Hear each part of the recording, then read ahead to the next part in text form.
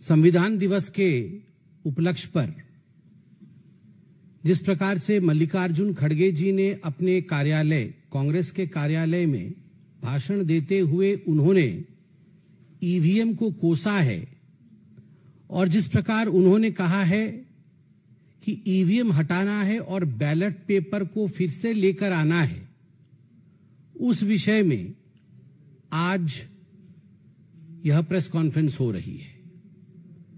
मल्लिकार्जुन जी ने कहा है कि हमें ईवीएम को साइड में रखना है। मल्लिकार्जुन जी, आप ईवीएम को साइड में रखिए या ना रखिए, मगर जनता ने कांग्रेस पार्टी को तो साइड में रख दिया है। इसमें कोई दो मत नहीं है कि आज किसी भी राज्य में कांग्रेस साइड में है। Congress has been sidelined in the election of literally every state, even in Jharkhand. आज कांग्रेस पार्टी भारतीय जनता पार्टी के पीछे है। महाराष्ट्र में तो नेस्तनाबूत हो गई है। मात्र 16 सीटें लेकर कांग्रेस पार्टी महाराष्ट्र में आई है, जहां महायुति की प्रचंड जीत हुई है। वही कांग्रेस पार्टी आज महाराष्ट्र में एक तरह से उसका सफाया हुआ है। स्वाभाविक है, the frustration is written large on the face of the leaders of Congress party, including Mr. Rahul Gandhi and others. Mallikarjun खड़गे जी ने कहा कि हमें ईवीएम कतई नहीं चाहिए। मल्लिकार्जुन जी, राहुल गांधी जी, आपको ईवीएम नहीं चाहिए, आपको जुडिशियरी भी नहीं चाहिए। आप तो बता रहे थे जुडिशियरी का काम भी हमें करना पड़ रहा है, वो नहीं कर रहे हैं। आपको इलेक्शन कमीशन भी नहीं चाहिए, आपको ईडी भी नहीं चाहिए, सीबीआई भी नहीं चाहिए, आपको भारत सरकार भी नहीं चाहिए क्योंकि ये तो अच्छी सरकार नहीं है।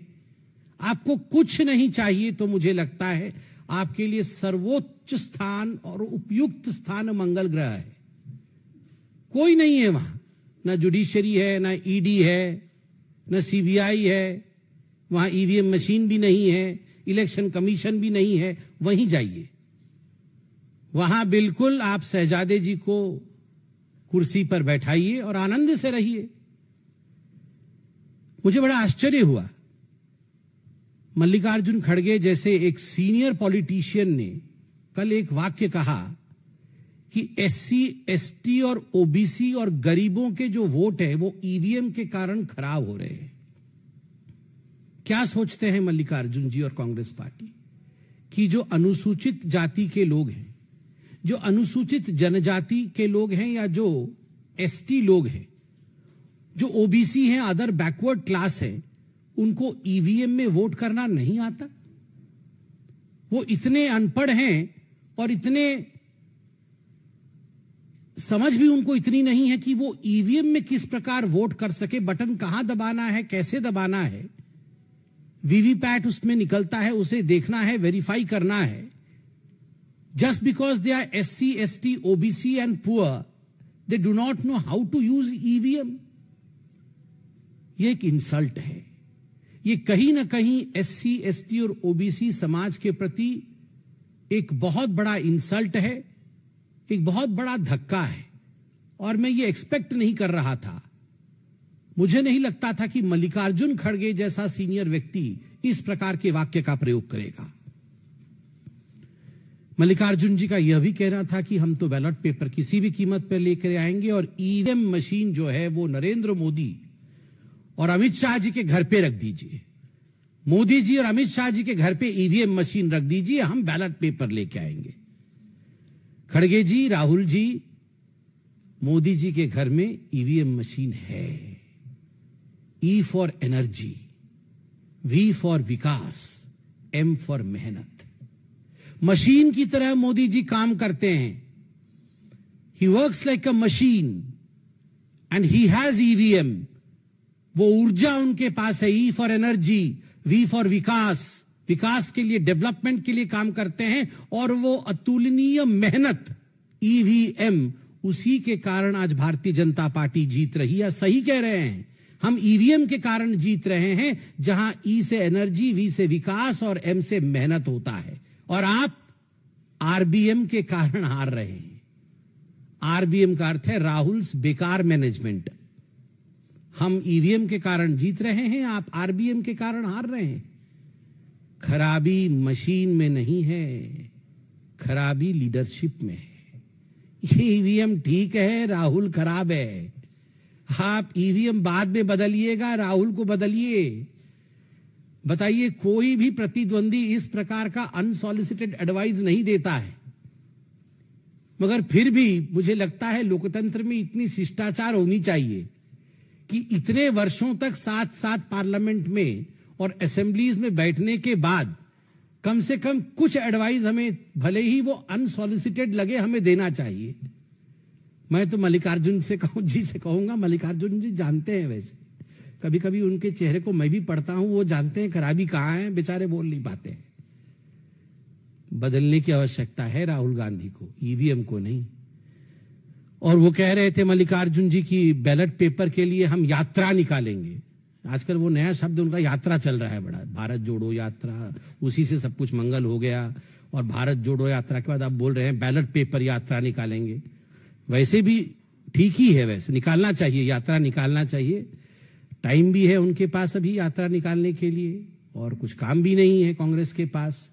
तो घर में खाली नहीं बैठना चाहिए, नेताओं को कुछ ना कुछ करते रहना चाहिए। यात्रा ही सही, आप यात्रा निकालिए, अच्छी बात है। ऑन अ सीरियस नोट, जो मल्लिकार्जुन जी ने कहा कि हम ईवीएम हटाएंगे और बैलेट पेपर लेके आना चाहते हैं, और कोइंसिडेंस देखिए, सुप्रीम कोर्ट में ठीक उसी समय एक पिटीशन पे सुनवाई चल रही थी। मिस्टर के पॉल ने पिटीशन डाल रखा था कि ईवीएम मशीन हटाने की आवश्यकता है, ईवीएम से धांधली होती है और बैलेट पेपर पे आने की आवश्यकता है। और सुप्रीम कोर्ट में जस्टिस विक्रमनाथ जी और जस्टिस प्रसन्न बी वराले दोनों जस्टिसेस, उनकी खंडपीठ इसकी सुनवाई कर रही थी। स्पष्ट रूप से इस खंडपीठ ने पूरे विषय की सुनवाई के पश्चात कहा है कि ईवीएम में खराबी नहीं है। अंग्रेजी में उन्होंने कहा है, suspicion of EVM fixing is unfounded, quote unquote unfounded. EVM machine में कोई गड़बड़ी नहीं है। आगे वो कहते हैं, जो कैंडिडेट हार जाती है वो आके ईवीएम का रोना रोती है, जीतने से ईवीएम ठीक, हारने से ईवीएम खराब। ये अंगूर खट्टे वाली कहानी है। और एग्जैक्टली कांग्रेस पार्टी, मुझे तो लगता है कि ये शब्द कांग्रेस पार्टी के लिए ही कहे गए, बिल्कुल हूबहू कांग्रेस पार्टी के लिए फिट हो रहे हैं। और कोइंसिडेंस देखिए, यहां मल्लिकार्जुन खड़गे जी भाषण दे रहे हैं कि ईवीएम हटाना है, ईवीएम में खराबी है, और यहां सुप्रीम कोर्ट कह रही है ईवीएम में खराबी नहीं है, हारने वाले को हमेशा ईवीएम में ही खराबी नजर आती है। मैं तो एक सवाल पूछना चाहता हूं, आप यात्रा निकालने चाहते हैं, आप ईवीएम को फेंकना चाहते हैं, ये सब कुछ ठीक है। जब 2017 में एक हैकाथॉन हुआ था, इलेक्शन कमीशन ने एक हैकाथॉन किया था कि आइए हम यहां ईवीएम मशीन रखेंगे और सब पॉलिटिकल पार्टी के लोग आके आप हैक करिए, और बहुत पहले से नोटिस जारी किया था कि हैकाथॉन होगा।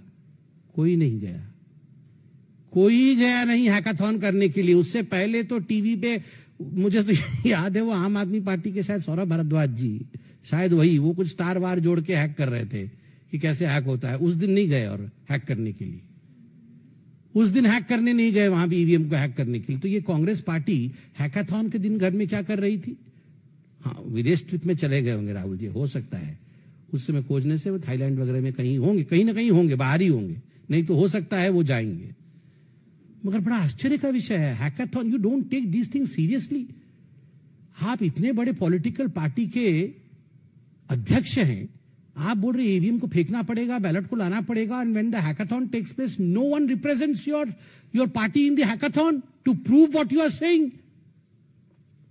एलॉन मस्क जी ने भी ट्वीट किया है, मैं देख रहा था, सीईओ है टेस्ला के, जो जुलाई 4 को हमारी रिजल्ट्स निकलने के बाद, जून 4 को रिजल्ट्स निकलने के बाद लोकसभा के एक आर्टिकल छपी थी कि India count 640 million votes in a single day. तो मस्क जी ने उस पर ट्वीट किया है और हाथ ऐसे देखे एक इमोजी बनाया हुआ है कि उनके एक स्टेट में अभी तक काउंटिंग चल रही है। ये आंतरिक विषय है उनका, उस पर मैं कमेंट नहीं करना चाहूंगा, मगर ही हैज अपलॉडेड कि आप देखिए इतनी बड़ी सिस्टम एक दिन में काउंटिंग कर सकती है, मगर हमारे यहां लिमिटेड है, फिर भी हमारी काउंटिंग अभी तक चल रही है। ये भारत के लोकतंत्र की सुंदरता है। इलेक्शन कमीशन ने बार बार आपको इनवाइट किया। 2004-2009 के लोकसभा के चुनाव के नतीजे आपके पक्ष में थे, कांग्रेस पार्टी के पक्ष में थे।